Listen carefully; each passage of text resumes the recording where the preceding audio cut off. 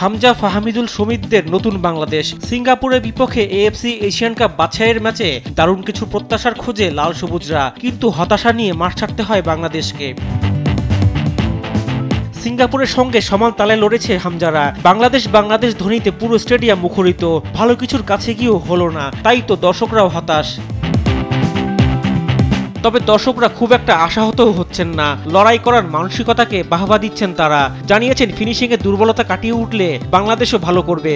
Definitely আমাদের forward নিয়ে কাজ করতে হবে, না হয় আমাদেরকে বিদেশে ফরওয়ার্ড খুঁজে আনতে হবে, নাহলে এতগুলো চান্স ক্রিয়েটের পরে যদি আমরা একটা গোল বের করতে না পারি ফরওয়ার্ড থেকে, এটার চেয়ে দুঃখজনক আসলে হতেই পারে না।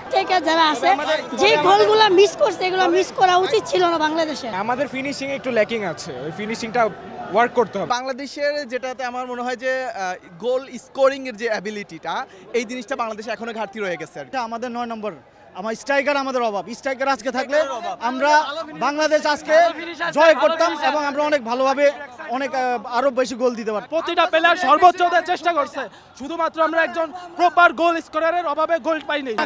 আমাদের কোনো কিছুতে ঘাটতি নাই, জাস্ট একটা নাম্বার 9 দরকার।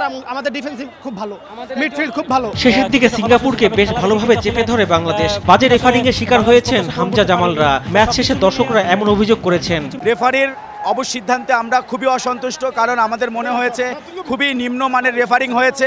হ্যাঁ, সে রেফারি কিছু পক্ষপাতিত্ব সিদ্ধান্ত দিচ্ছে আপনাদের, যেমন আপনার ফাউলের ব্যাপারে, যেমন আপনার হলো যে টাইমের ব্যাপারে কিছুটা পক্ষপাতিত্ব করছে, কিন্তু লস্ট টাইম হয় 15 মিনিট, দিছে 7 মিনিট। রেফারি শুধু জার্সিটা ভুলে হলুদ করে ফেলছিল, এছাড়া ওরা সিঙ্গাপুরের দিকেই গেছে। বাংলাদেশ খুব ভালো খেলেছে, লাস্টে রেফারিংই একটু ডিফারেন্স মেক করে দিচ্ছে। আজকে যে ম্যাচটা গেল অনেকগুলো ফাউল হয় না, তা ওদের দিয়ে দিছে।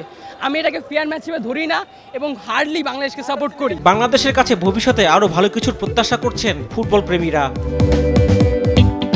রিফাত আঞ্জুম, দেশ টিভি, ঢাকা।